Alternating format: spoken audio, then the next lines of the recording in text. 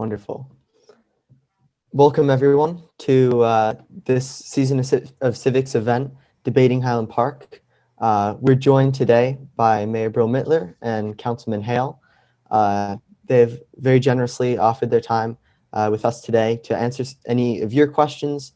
I've got a few as well about Highland Park politics, about COVID-19.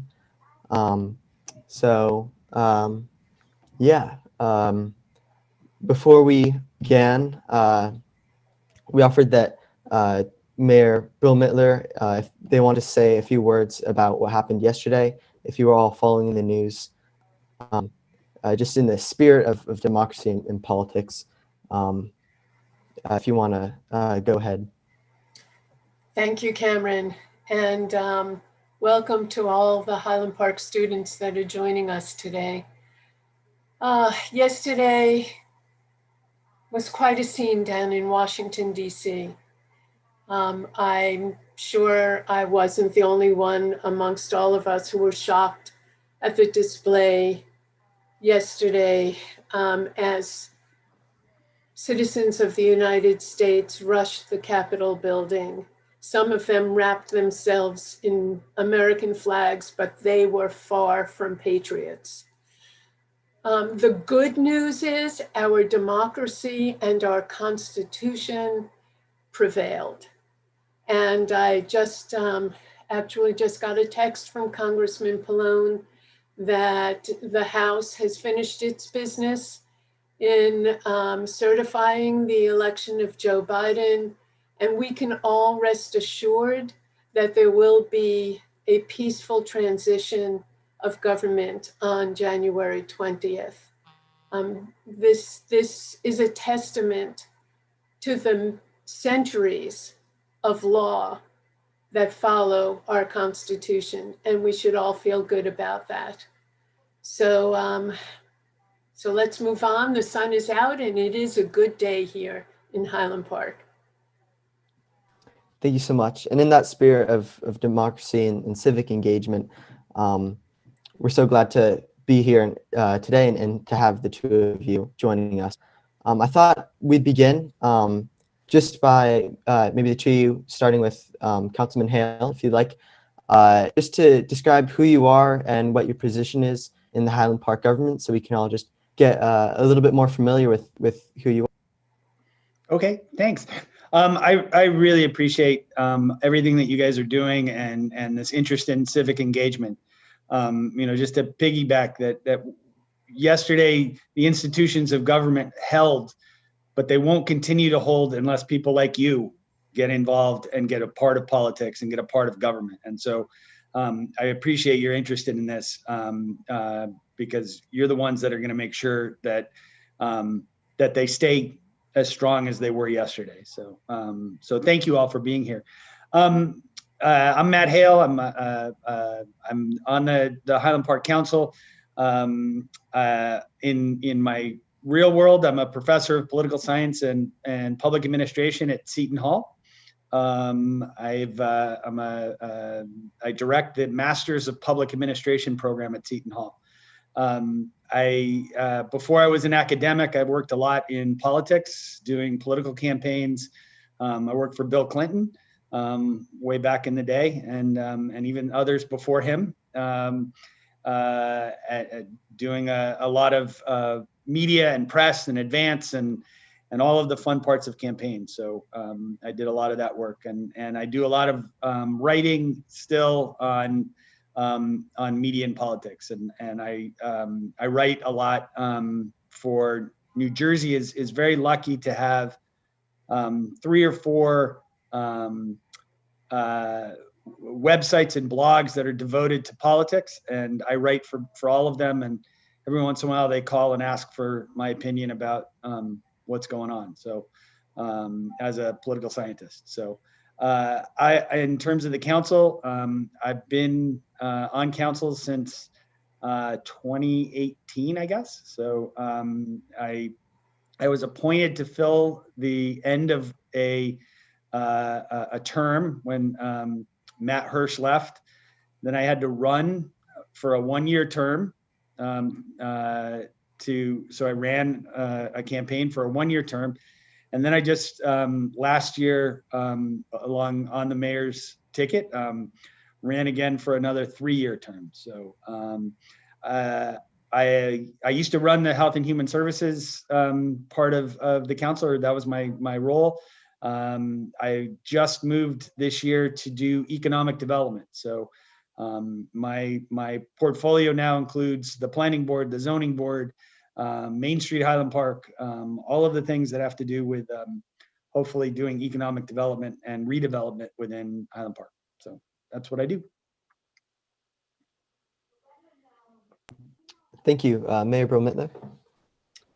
So I am the mayor of Highland Park, and I started out as a council member in 2009. And frankly, and I became mayor in 2014. And frankly, if anyone prior to 2000 had asked me, I was a journalism major in college, and a marketing and journalism person for most of my career. If anyone had asked me back before 2000 if I would be involved in politics, I would have looked at them as if they had two heads. It was not something that was in my realm of imagination. But back in 2000, a bunch of friends and I were really unhappy with the way things were going. And so we decided to get involved in politics in Highland Park. And we ran a good friend of mine for mayor, Meryl Frank, who was the first female mayor of Highland Park ever. And since that time, I've been working to make Highland Park a better place, both from a Democratic Committee perspective from 2000 till 2005 or 6, and then as a council person in 2009, and mayor again since 2014. Awesome. Thank you for sharing. So I thought next, just so that we get everyone familiar here with kind of the format of local government and stuff, I thought Councilman Hale, if you wanted to talk briefly about kind of the format of Highland Park's Town Council and how the responsibilities differ from what Mayor Bromittler does in her work. All right, I'll start by saying she has a lot more to do than I do. So she works, unbelievably hard as mayor.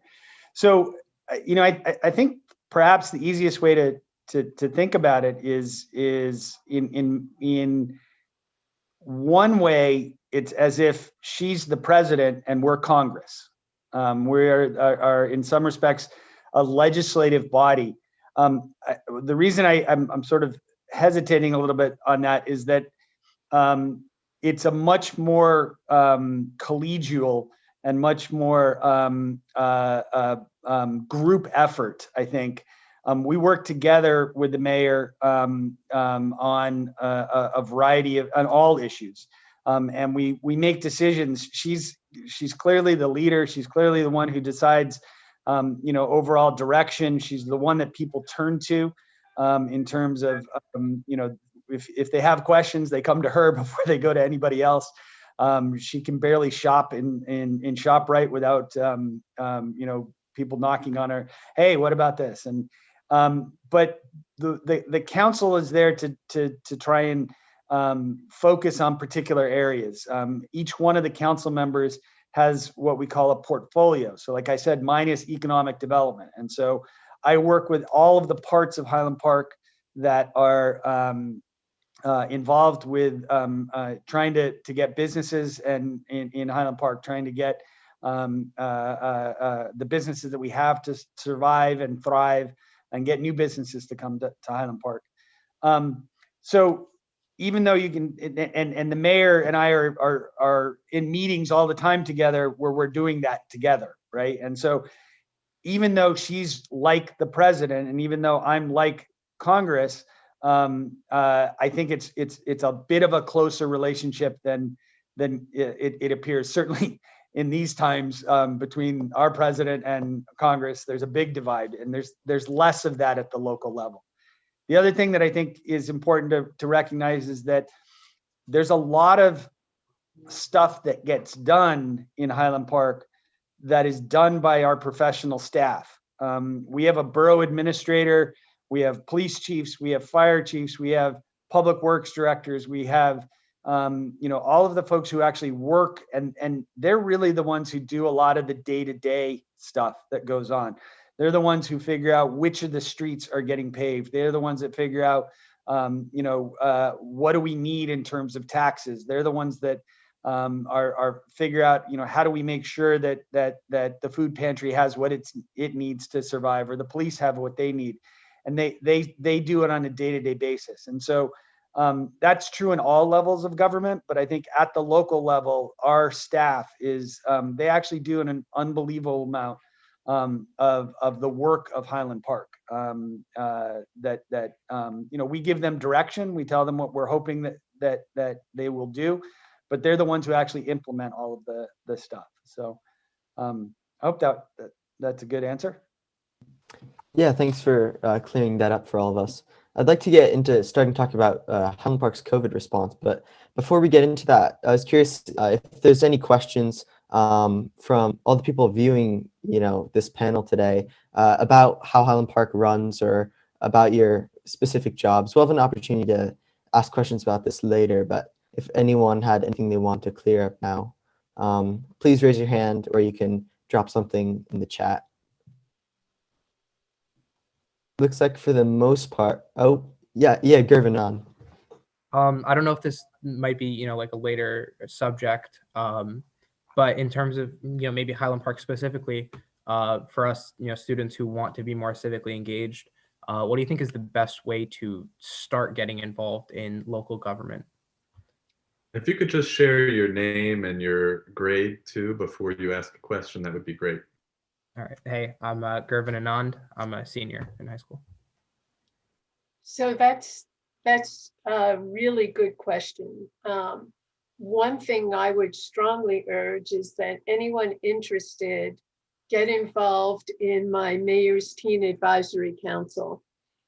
This is a group that meets with me on a monthly basis, and we work together to, I communicate to the teens what is going on in town, and they communicate back to me what the needs of our teens are, so that we can get you the things that you need from us and have you weigh in on some of the things that happen locally. A good example of that might be when we put together our ban on plastic bags.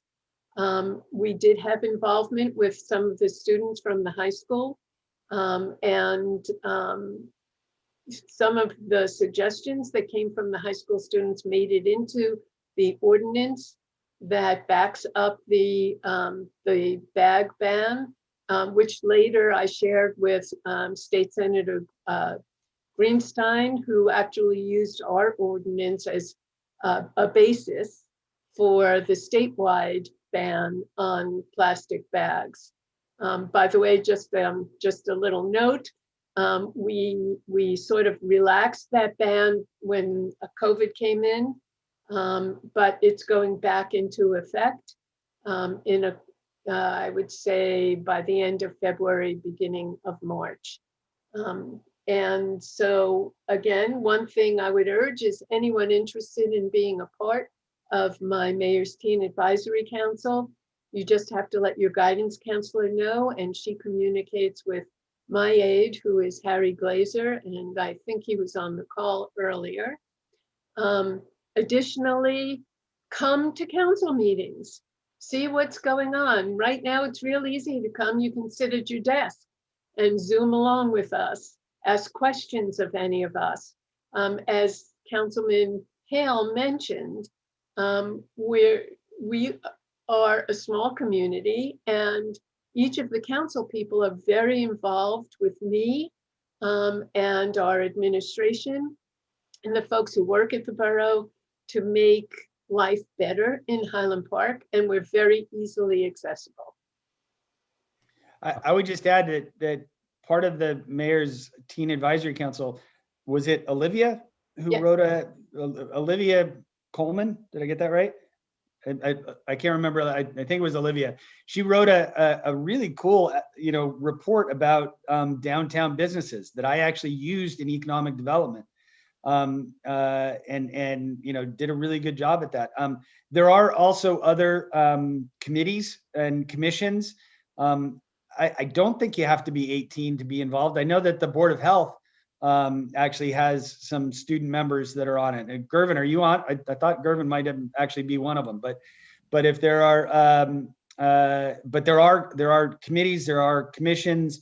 That they're volunteer applications, and if you're interested in volunteering for any one of those, there's a list of them on the borough website, and you should put your name in and sign up.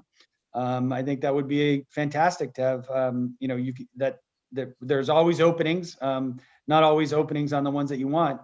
And then the last one I would just say is that if you know what political party you're in, pick one. It doesn't matter which one, but you can get involved with the local political apparatus, either Democrat or Republican or other, and they would love to take your energy into the actual politics side of things. So, if I could just chime in on and expand upon what Councilman Hale and Mayor Brill-Mittler said, the report you're referring to, Matt, was by Olivia Parker.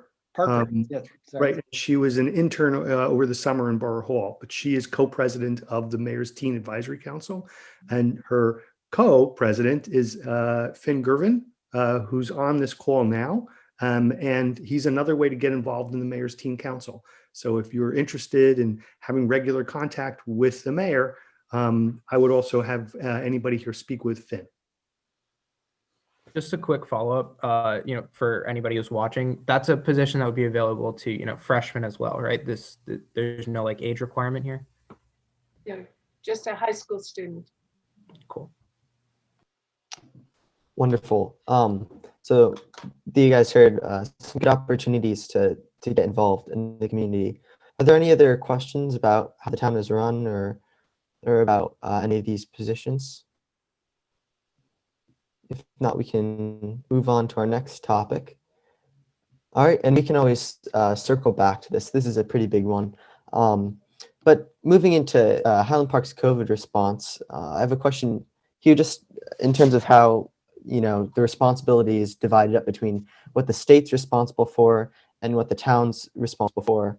Councilman Hale, I know you're quite involved in New Jersey politics. You spoke to how you write for a number of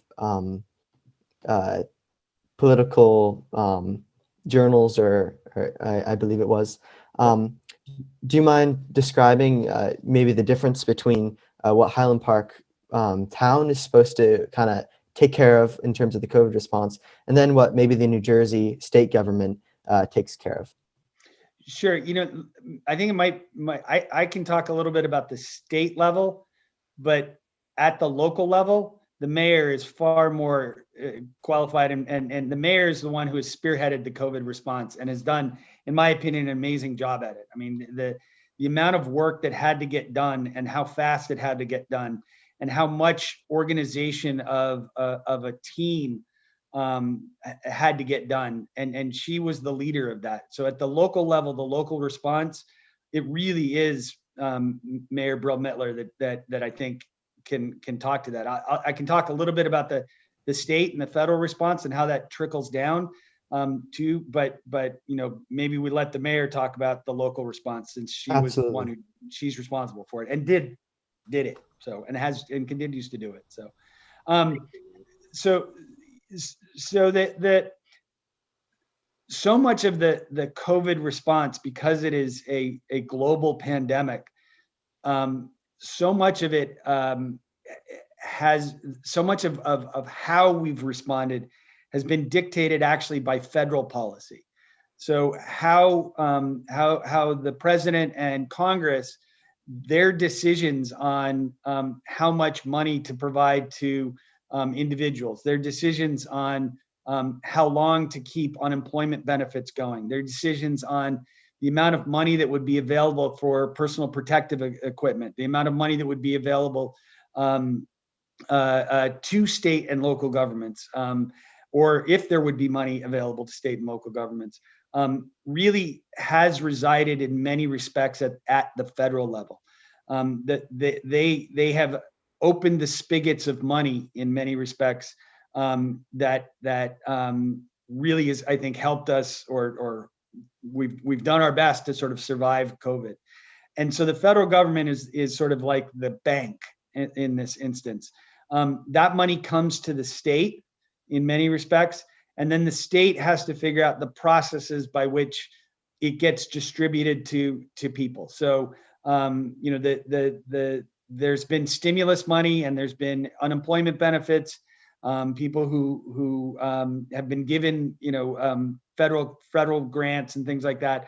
All of those run through the state, and the state sort of sets up many of those guidelines, many of the ways that people get extra money, or people get extra benefits, or even things like the states are the ones who set, in often cases, regulations about if you can't pay your rent or can't pay your mortgage, what your landlord or what the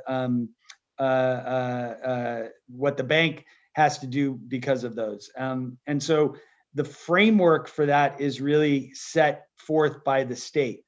And I, to be honest, I think our state is again a model for the nation and how to get that done. I think that you have to give a lot of tremendous amount of respect for Governor Murphy and the way that he has very calmly handled a lot of that. You may not agree with a lot of his decisions, but I do think you have to give him the props that he has actually, done a very good job at sort of managing it. And so if the money comes from the federal government, then the broad framework of how that money is distributed comes through the state government. And that's, when I say distributed, directly through to individuals or to organizations. And there's a framework for that.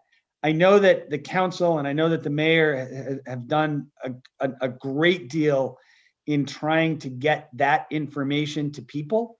We think that in this day and age, it's just sending an email or doing a YouTube or sending something like that, but it is incredibly difficult often to get those who really have the need to understand how to get it. And so a lot of what the council has been doing and a lot of what we've been doing is getting information about state programs out to businesses and out to individuals. And so those are the federal and the state aspects of it. Maybe now I turn it over to the mayor to talk about all the amazing things she's done at the local level for implementing all of those. So, thank you, Matt. There is one other layer of government we should talk about in all of this, and that is the county. Because the way the money flows, as Councilman Hale said, in a really concise manner, is it goes from the federal government to the state, and then the state passes along funding and aid, and the vaccine, yay, to the county, who then distributes everything to the individual municipalities. So here in Highland Park, what we've done back, I guess it was March, when the pandemic was what we thought the peak had begun, I formed something called the COVID-19 Task Force, which is a group of volunteers, but also employees who work with me. We were meeting every morning at 9 a.m. in the beginning to identify steps we could take to keep our residents and our employees and our public safety teams as safe as possible. And that included many different things like how do we communicate about the mask program? How do we get PPE into the hands of our public safety volunteers and employees. And that includes first aid, fire, and the police departments. What do we do? How do we get information out to the schools so they can make decisions about opening or closing or any type of in-school learning? What do we do with our recreation programs? Do we continue doing them? What kinds of guidance do we get from the state? And it was really Governor Murphy's executive orders that guided much of the activity that we have here in Highland Park now. And so this team that was on the task force would meet with me every morning, and we would get out word as well as we could to the residents, the businesses, but also to the county on what our needs were. I will tell you that so far to date, Highland Park has gotten over $400,000 of grant money to supply us with PPE and other COVID-related needs. That was a lot and extremely helpful to us. Other things that we did at the COVID-19 task force, for instance, we wanted to keep our farmers market alive because it really brings a lot of people into town. It serves the needs of so many of our residents. And so the idea was, how do we keep it safe? And so we worked with Councilman Hale and the Main Street organization to establish guidelines that would work to allow people to actually shop at the market in a safe, COVID-safe manner.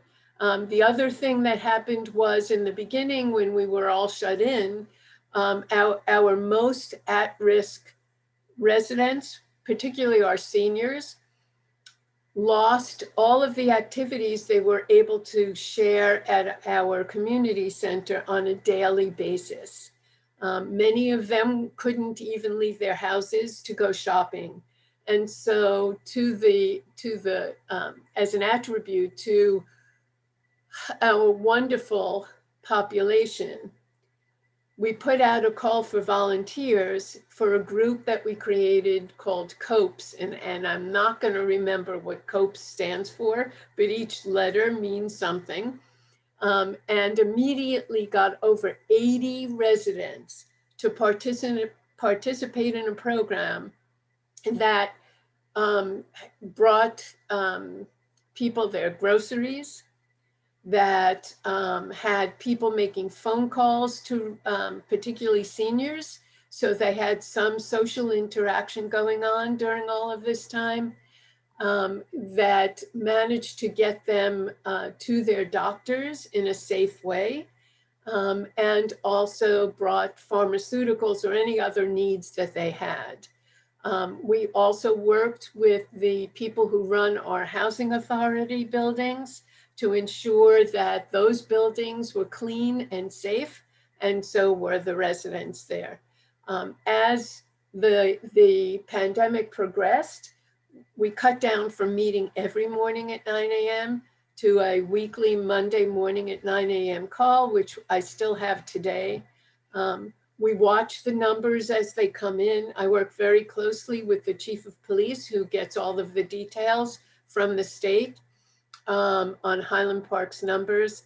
And as we see the numbers coming in, we can better determine what programs might be able to be reinstituted and which programs we have to wait up, still wait to offer to our residents.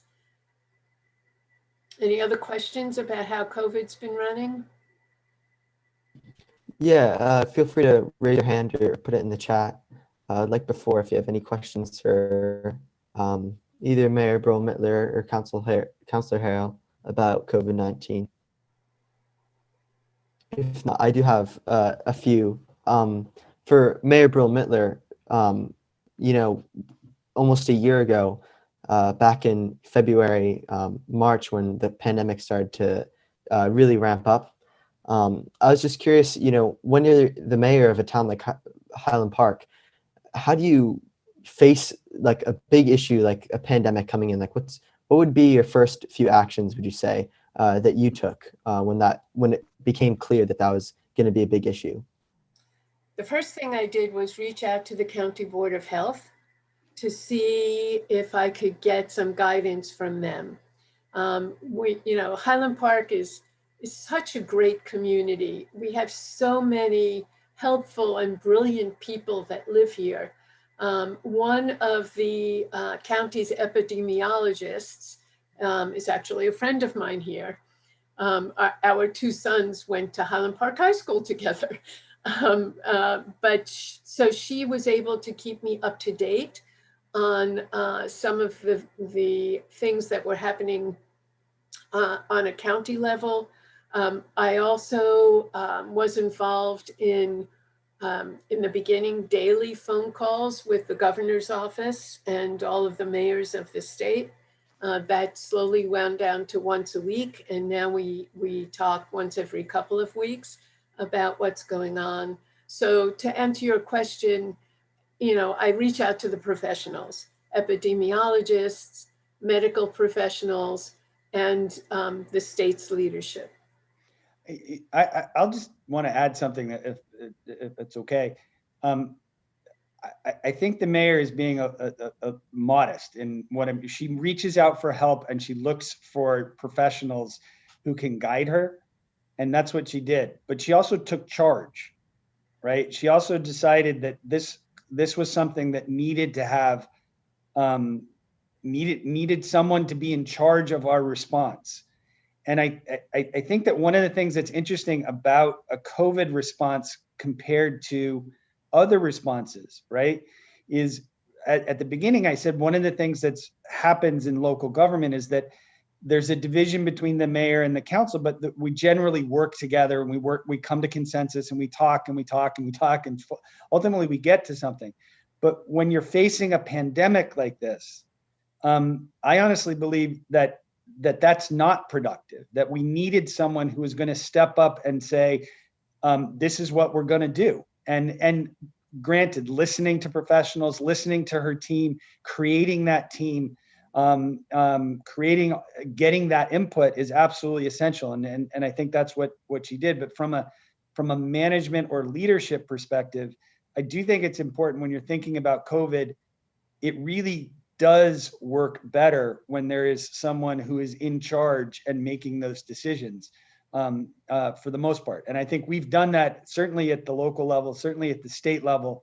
I'll let you just make your own determinations about how it worked at the federal level.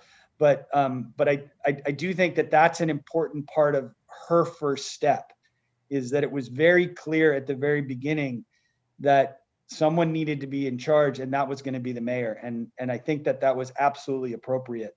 But it is an interesting difference in terms of how you would run a democracy in a pandemic versus out of it. She didn't get rid of the democratic institutions or anything like that. She used them, but it was very clear that the mayor was in charge. And I think she did that appropriately. So. Thank you, Matt. Yeah, that's wonderful to hear that Highland Park was lucky to have that kind of leadership that we needed in the pandemic. I am curious though, when it came to getting things done, if there was any debate or opposition within either Mayor Bill Mittler with some of the experts you're working with, or Councilman Hale with some of your fellow councilors.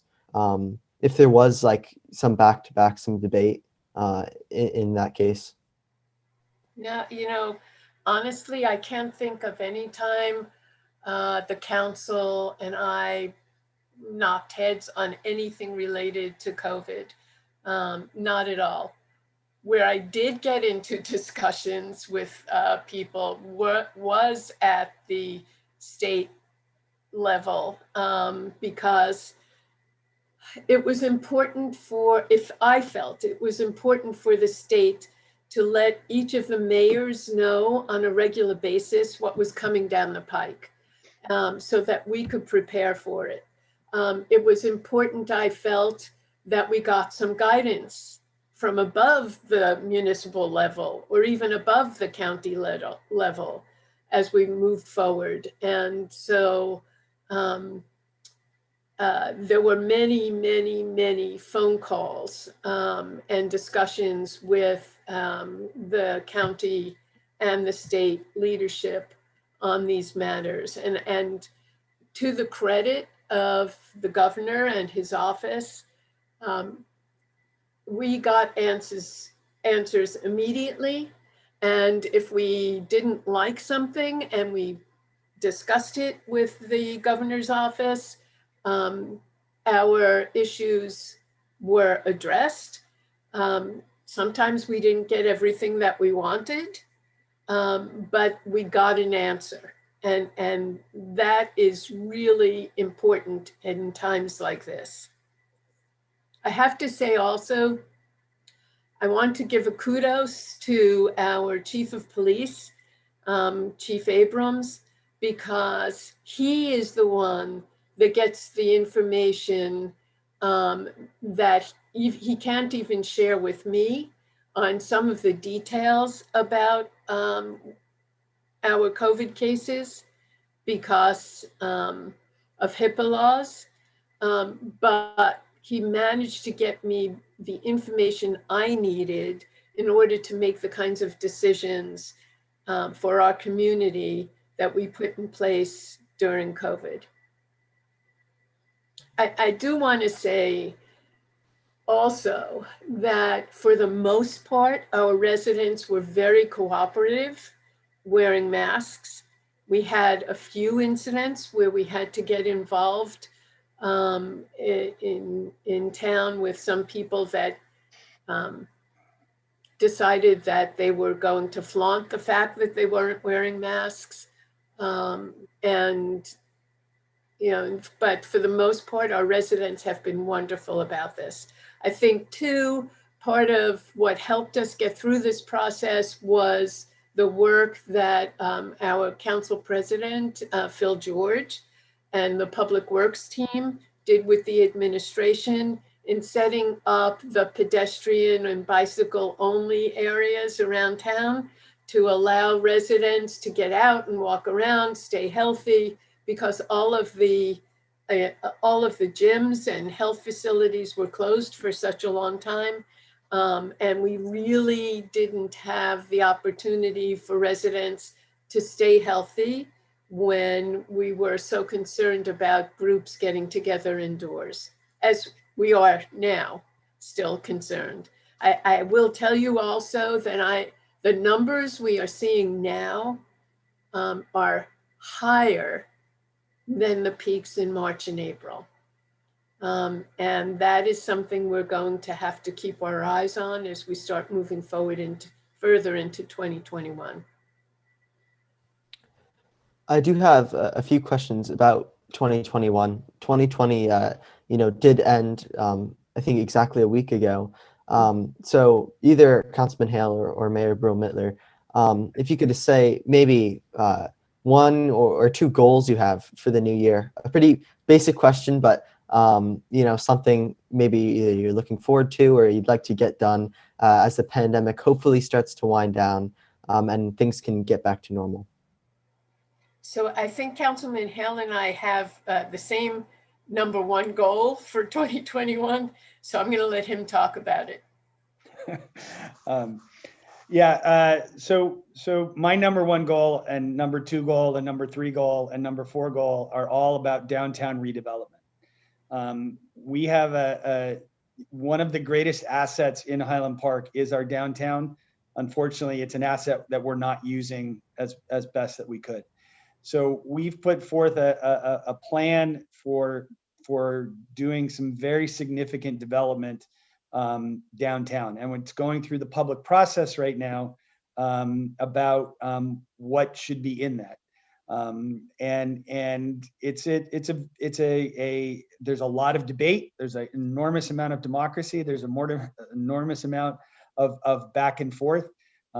There are people who are absolutely 100% convinced that the plan that we put forward is the greatest thing in the history of local town planning. And there are people who believe that it is absolutely the worst possible thing that any human could ever do. And so we have every opinion in between those. And so part of our job for this coming year is to sort through all of those ideas and all of those opinions, to figure out what it is that we need to do to help downtown thrive. And I'll tell you that one of the big things that we're hoping for is we're actually looking at trying to build apartment buildings where people are going to live right on Raritan Avenue and live and walk and bike and shop and do more shopping right on Raritan Avenue. And so our one of our biggest goals is to try and move that process forward so that we can bring more people to shop downtown, which is going to help restaurants and businesses and all sorts of other things. And so above all else, that's our number one goal, my number one goal for sure. I think it's the mayor's with me on that as well. But I think we have to do something, and COVID is going to end. At some point, it will end. The vaccine will work, and we will go back to something that is normal. We're never going to go back to the way it was before. Work has changed. The way people relate to work, the ability to do things on Zoom will change. But at some point, we will go back to normal. And we're trying to position Highland Park so that as soon as all of that happens, and as soon as there is the federal money that we're hoping is coming for redevelopment, for development, that Highland Park will be ready for that and positioned so that we have that downtown and all of Highland Park is much, much different than it is today, and much more vibrant, much more exciting, much more people on our downtown streets. There's a whole process that you can look at the website, you can look at the hearings that have gone on, you can look at the discussions, you can look at the plans. When I say plans, they're sort of outlines of plans. They're not actual plans, but you can see what we're hoping will happen. You can hear what people are saying, both good, bad, and indifferent. But that is absolutely every goal that I have for next year is wrapped around the redevelopment of downtown. So yes, Councilman Hale and I do share that as a number one because it has an impact on so many other things. One thing that we try to do is to keep our goals in 5 different areas of priority. The first is tax stabilization, and that is really critical because, as you may or may not know, we have no real ratables in town. And much to my chagrin, in 2020, we had the dubious notoriety as the second highest taxed municipality in Middlesex County, second only to Cranberry. I'm not happy about that. And so it's critical that we find ways to make things better for our taxpayers. When COVID first came in, I worked with the mayors of Metuchen and Edison, and we found a way to allow our residents to pay later their second quarter taxes, which was a help for them. But that's not something we can do on a regular basis and still keep government working. So some of the things I talked about before, like grant applications, help with cover some of the expenses of running the government and putting programs together that doesn't fall on the backs of our taxpayers. But the most critical thing for us is to build up our ratables. And that includes primarily downtown development, as the councilman. Mayor, maybe it would be helpful if you just explained what a ratable is. Oh, okay. Not sure they know what that means. Okay, so the money that we raise in taxes goes to pay for the operation of our government, but also municipal government is probably the smallest percentage of the overall tax budget and pie. Our taxes help pay for state, county, school. 62% of the tax dollars go to our schools, and that's an important part of our spending because the quality of our schools is reflected in the quality of our graduates, like you, all of you. And so that's why we put so much of our effort there. Our library is dependent upon our taxes. The ratables are taxes, money that comes in to help pay our taxes that does not necessarily come, what I'm talking about in the ratables with downtown development is money that comes from places other than the individual property owners in town to help us move forward. Now, at one point, Cleveland Avenue in town was where we had some fairly sizable industry. The industry helped relieve our tax burden. And the ratables that we got from industry there disappeared when the manufacturing left Cleveland Avenue. And so what we are looking to do is replace those ratables with additional tax revenue that could come from apartment complexes, additional businesses, not only downtown, but on Cleveland Avenue. That's another thing, we've asked our planners to look into what opportunities there are for us on Cleveland Avenue. Does that help explain the ratable situation? Yes, yeah, definitely. Okay. And so we talked about tax stabilization. We talked a little about downtown development and the importance of downtown development. The councilman also talked about our downtown businesses, and it was his creative plan for our town tables during COVID that has really been a lifesaver for many of our local restaurants and coffee shops, because it allowed residents to continue purchasing their lunches or dinners or coffees and from our businesses downtown and have a place to eat it safely. So little things like providing tables for restaurants in areas that they didn't have them before also help our downtown and economic development. Once you get beyond economic development, some of the other important issues for us are infrastructure. And as we talk about more apartment buildings coming in, we need to take a serious look at our infrastructure.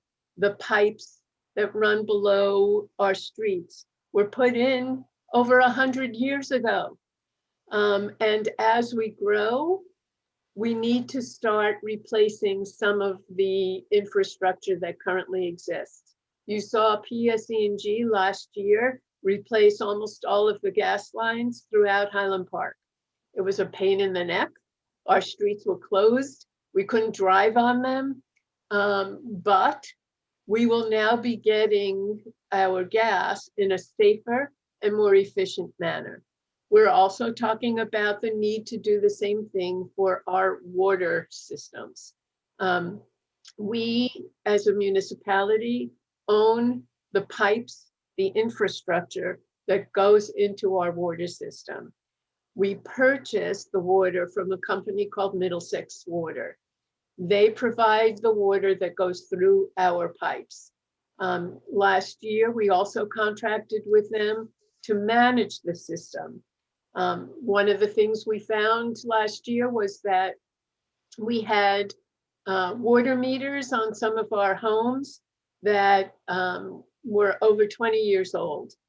And a safe, good lifespan for a water meter is closer to 5, maybe 10 years. And so all of those are in the process of being replaced now. So then you go from infrastructure to quality of life things. A couple of years ago, we built our first teen center for Highland Park. Zone 6, which is on Benner between 6th and 7th. And that's been very active. We provide a lot of different services for our seniors. And last year, we were able to contract for the first time with AARP. It's the Association for American Association of Retired Persons. Thank you. And they provide a lot of services for retired people everywhere. And now we became Middlesex County's first municipality accepted into the AARP Healthy Living Communities. So that was a real big achievement for us. Our food pantry staff, during COVID, we more than tripled the number of folks that are participating in our food pantry program. We used to have, on average, 125 families. We're now serving over 500. That's a lot.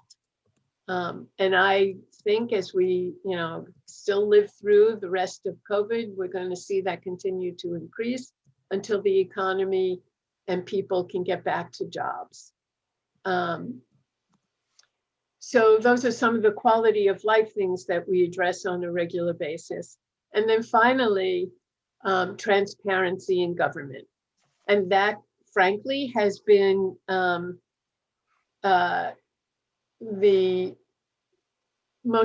of the most difficult things for us to achieve during COVID, because we couldn't have regular council meetings in person where people line up to ask us questions and we're able to answer them. Zoom became the way we operated. All of our council meetings, our commissions, our boards, everybody's been operating on Zoom. Harry Glazer, who's on this call with us, is also the public information officer at the borough. And he's going to be working with some of our council people next year on improved communications for the municipality so that we can be even more transparent. I think I spoke a lot. No, that's wonderful. Yeah, I saw those 5 goals earlier, and I think they sum up well what you guys are trying to achieve in 2021. Our time is technically up. Unfortunately, it is 2:45. I see Councilman Hale put his email in the chat if there's any other questions. And I don't know if Mayor Mittler, Council Hale, you have to go immediately. I know you're both quite busy. But if there are any final questions, I could send them to you, or yeah, you can reach out to Councilman Hale at that email. But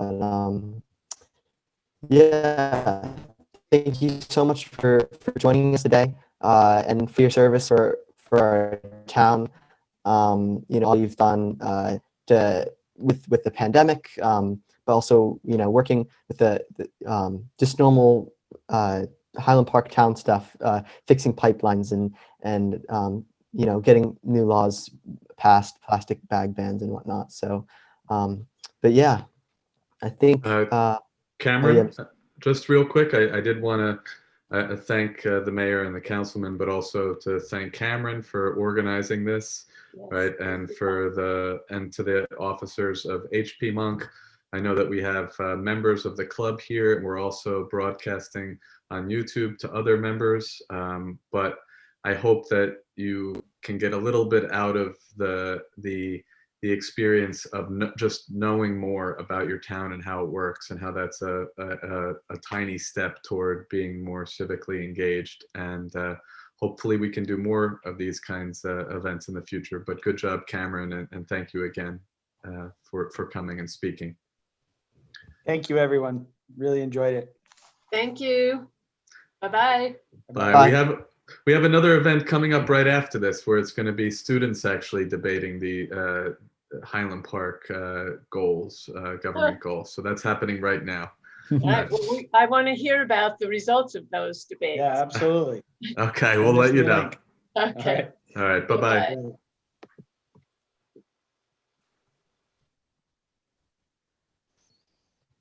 Okay. Good job, Cameron. Thank you. That was a good time.